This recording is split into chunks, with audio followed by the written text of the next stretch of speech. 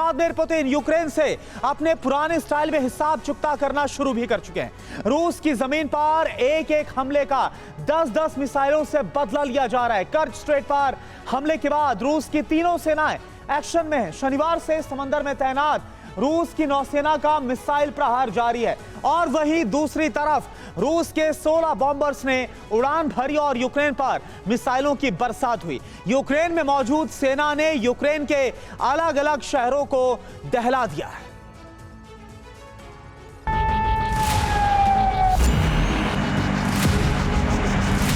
इतनी मिसाइल की गिनती मुश्किल हो गई।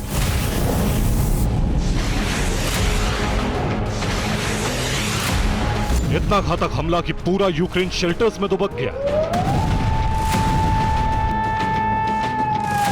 इतना बड़ा हमला कि एयर डिफेंस नाकाफी हो गई।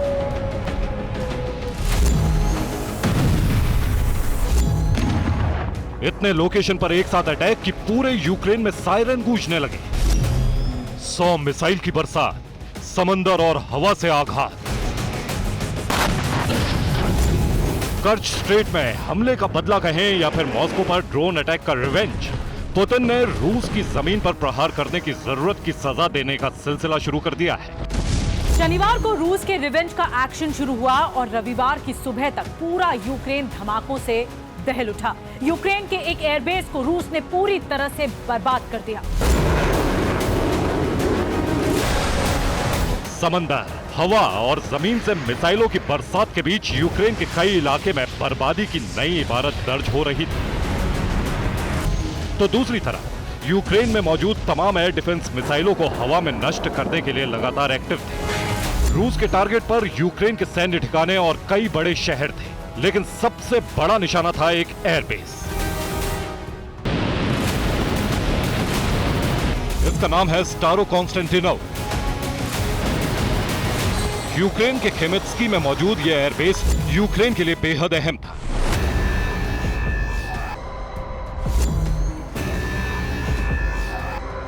क्योंकि यहीं से यूक्रेन के वो फाइटर्स उड़ान भरते थे जिनमें स्टॉर्म शैडो मिसाइलें दागी जाती थी। रूस ने यूक्रेन को F-16 दिए जाने के बाद धमकी दी थी कि वो यूक्रेन के तमाम एयरबेस को उड़ा देगा और अब शायद रूस ने उसी धमकी का ट्रेलर दिखा दिया। रूस ने जिस एयरबेस को टारगेट किया वहां यूक्रेन के सुखोई 24S फाइटर जेट्स का हैंगर था। हमले के वक्त यहां कई विमान मौजूद थे। स्टॉर्म शैडो मिसाइलों के अलावा इस एयर स्पेस पर स्कैल्प मिसाइलें भी रखी गई थी। रिपोर्ट के मुताबिक यहां 40 मिनट तक लगातार मिसाइलों की बरसात होती रही। यूक्रेन को इतना वक्त भी नहीं मिला कि वो अपने फाइटर जेट्स को शिफ्ट कर सके या फिर एयरबेस को खाली कराया जा सके। इतना तो साफ हो गया है कि यूक्रेन को भस्म करने का चक्रव्यूह तैयार है। शनिवार और रविवार को यह साबित भी हो गया कि पुतिन के प्रतिशोध की ज्वाला से यूक्रेन का क्या अंजाम होगा। अभी तो सिर्फ 2 दिन बीते हैं। अगर रूस का प्रहार इसी रफ्तार से जारी रहा तो यूक्रेन को पलटवार का मौका तक नहीं मिलेगा। माना जा रहा है कि F-16 के यूक्रेन पहुंचने से पहले ही पुतिन का ऑपरेशन एयरबेस शुरू हो चुका है।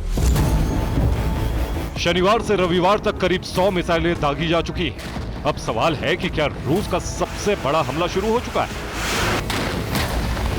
रविवार दोपहर तक की रिपोर्ट के मुताबिक रूस के 16 बॉम्बर्स ने उड़ान भरी। बॉम्बर्स से कुल 96 मिसाइलें दागी गई। काला सागर से 7 मिसाइल कैरियर्स ने हमला किया। रूस ने ताकतवर किंजल और कैलिबर मिसाइलों का इस्तेमाल किया। यही वजह है कि यूक्रेन मिसाइल हमले को नाकाम करने में कामयाब नहीं हो सकता। रूस पर नजर रखने वाली सैटेलाइट्स के जरिए यूक्रेन को अलर्ट पहले ही मिल गया था। रूस के बॉम्बर्स जिन जगहों पर पहुंच रहे थे वहां से मिसाइल हमले में 2 घंटे का वक्त लगता है। यही 2 घंटे यूक्रेन के लिए बेहद अहम थे। यूक्रेन में सबसे पहले एयर अलर्ट जारी हुआ। लोगों को शेल्टर्स में पहुंचाया गया। एयर डिफेंस को एक्टिव कर दिया गया। राजधानी कीव की इमारतों को खाली कराया गया। लेकिन यूक्रेन को यह अंदाजा नहीं था कि पुतिन ने वॉर स्ट्रेटेजी बदल दी है और इस बार एयरबेस को टारगेट किया गया है। यही वजह है कि स्टॉर्म शैडो मिसाइलों से लैस यूक्रेन के फाइटर एयरबेस पर ही मौजूद रहे। रूस की एरोस्पेस फोर्स ने इस बार यूक्रेन को चकमा भी दिया। बार बार मिसाइलों की डायरेक्शन को बदला गया ताकि एयर डिफेंस को नाकाम किया जा सके और आखिरकार एयरबेस को उड़ाने में रूस को कामयाबी मिल ही गई। ड्रोन के अलावा ब्रिटिश स्टॉर्म शैडो मिसाइल ही यूक्रेन का इकलौता विकल्प है जिसके जरिए वो रूस की जमीन पर हमले कर रहा है। यही वजह है कि रूस ने एयरबेस को निशाना बनाया ताकि यूक्रेन के फाइटर जेट्स नष्ट किए जा सके। कुछ रिपोर्ट्स में दावा है कि यूक्रेन का एयरबेस पूरी तरह बर्बाद हो गया है। यूक्रेन के एयरबेस पर 10 मिसाइलें गिरी। एयरबेस का हैंगर और रनवे भी तबाह हो गया है। एयरबेस अब ऑपरेशन के लायक नहीं बचा। हालांकि यूक्रेन बड़ी तबाही से इनकार कर रहा है। यूक्रेन का दावा है कि रूस के हमले में बहुत मामूली नुकसान हुआ है और रूस के दावों को गलत बताया गया है। रूस का दावा है कि एक नहीं बल्कि यूक्रेन के 2 एयरबेस को टारगेट किया गया। दूसरे एयरबेस पर यूक्रेन के सुखोई 34 फाइटर जेट मौजूद थे। रूस ने दोनों ठिकानों को मिसाइल हमले से नष्ट करने का दावा किया है। रूस ने UMPC 500 गाइडेड बम का भी इस्तेमाल किया है। इस हमले में यूक्रेन की 2 ब्रिगेड को मार गिराने का दावा किया गया है। यूक्रेन की सेना के मुताबिक रूस की तरफ से 3 बार मिसाइलों का हमला किया जा चुका है। हर बार 20 से 30 मिसाइलों का इस्तेमाल किया गया। खास बात है कि इस बार बेलारूस से हमले का दावा भी किया जा रहा है। बेलारूस की जमीन से अब तक यूक्रेन पर कभी हमला नहीं किया गया था। बेलारूस की जमीन का इस्तेमाल सिर्फ रूस ट्रेनिंग और हथियारों की तैनाती के लिए कर रहा था। रूस ने यूक्रेन पर हमले के लिए गेरन ड्रोन्स का भी इस्तेमाल किया।